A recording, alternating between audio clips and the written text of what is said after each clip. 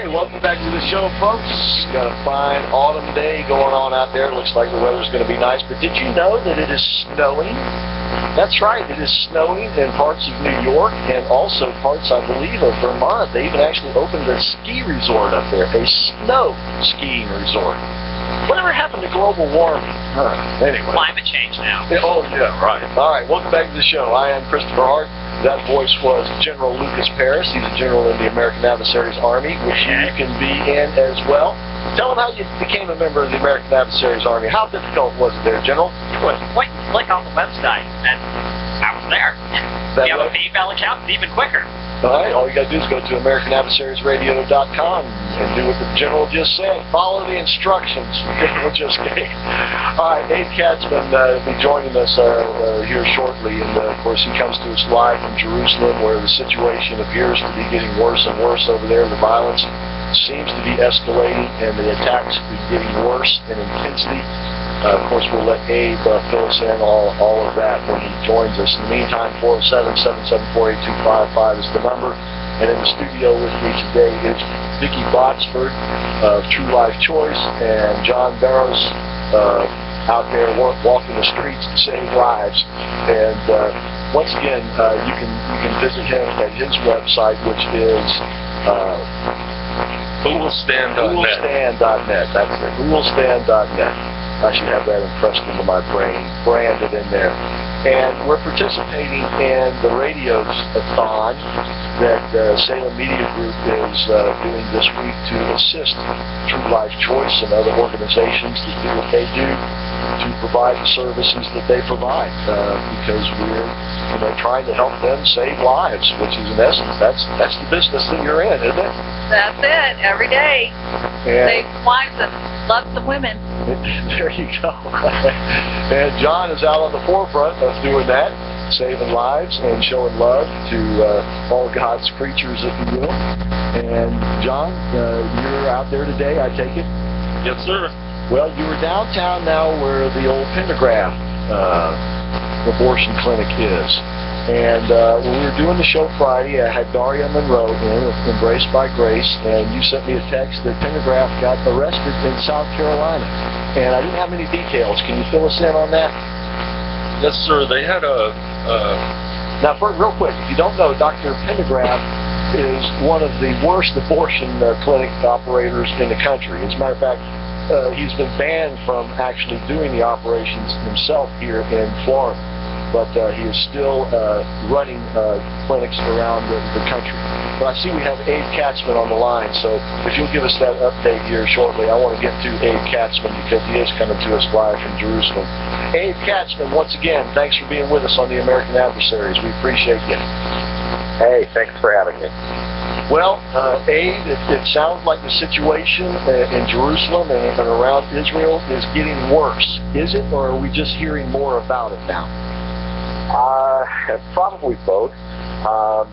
It has the attacks have gotten a little bit worse.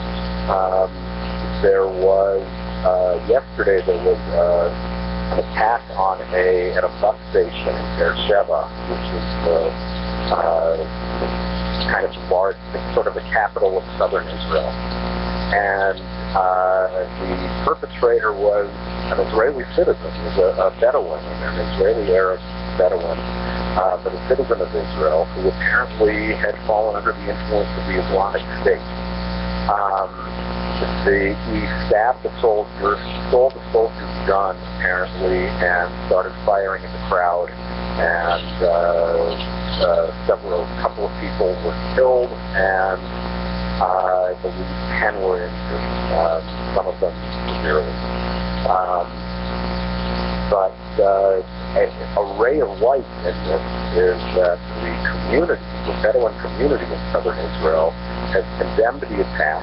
The attacker's father came out criticizing it, that there's no room for this kind of violence. And that stands in contrast to what's been happening from the Jerusalem attack, from the way that Fatah and Hamas have been talking about the Jerusalem attack and the attacks elsewhere in Israel, where they have talked about what heroic acts these terror attacks have been. They're primarily stabbing, random stabbing of So you used the word random. Does that mean, for instance, we've been hearing over here that these are the quote-unquote lone wolf-style attacks where there's no coordination in this. Is that the understanding over there? Yeah, the understanding is that there's been a great deal of incitement from, particularly on social media and from the mosques and also from the community. Most of the attackers are pretty young, let's say in the 18 to 20-year-old range. A couple of them have been younger. One of them is 13. But they have been, the incitement has, a lot of it has to do with claims they're nonsense claims, the claim that Israel is changing the status quo at the Al-Aqsa Mosque, the mosque that's located on the Temple Mount. Israel has done no such thing, it has no plans to do anything like that, but the Al-Aqsa Mosque claims that the Jews are going to take it over, are going to defile it. This has been a potent weapon in Arab anti-Israel, anti-Jew propaganda for years. This goes back to well before the founding of the State of Israel. There were riots in the 1920s and 1930s that were started because of rumors about what the Jews were doing at the Al-Aqsa Mosque. So, we are hearing more of it now. I think more of it is, once it becomes a regular feature of the news, I think that at least people are paying attention to it. It's not just an isolated attack here or there that can be more easily ignored, but at the same time, Israel is very much on edge, and people are it's costing the businesses a lot of money. It's costing tourism. It's very disruptive. People are taking self-defense classes and carrying pepper spray. People who have weapons licenses are carrying weapons. Anyway, that's where things are right now. And of course, there's heightened security, which is a burden on the economy too, and having to call in soldiers and things like that, which means that these people can't conduct their normal lives, I would take it. Yeah, that's right. The security presence has really been ramped up. There are border police, there are police everywhere, there are soldiers in a number of places, and you're right. I mean, that's a use of manpower that's not being used more productively. Okay. I have a caller who has a question for you. We have time for that, and then we'll have to take a break. So let's go to Al. Al, thank you for calling. And your question for Abe Katsman, please. Yes, sir.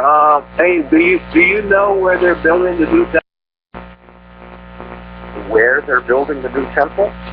The Israelis, yes. I'm sorry, who is building the new temple? What temple are you talking about? The Israelis. Where are the Israelis building the new temple? Which temple are you talking about? I'm not... The temple of the Torah that indicates that once you find a red heifer, you start building the temple.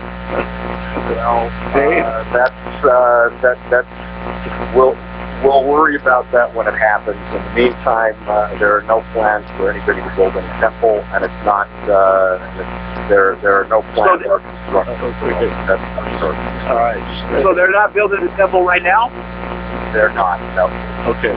All right, Al. Thank you. Appreciate you calling. Hope that answered your question. For a minute, I thought he was talking. Can you tell us why that was set on fire and what was destroyed? This is not the first time it's been set on fire. Joseph's tomb, the tomb of Joseph, one of the patriarchs, is actually in an area governed by the Palestinian Authority. That's what I thought. And even though the Palestinian Authority is supposed to guard this and keep it safe, there have been a couple of times where it's been set on fire and largely destroyed.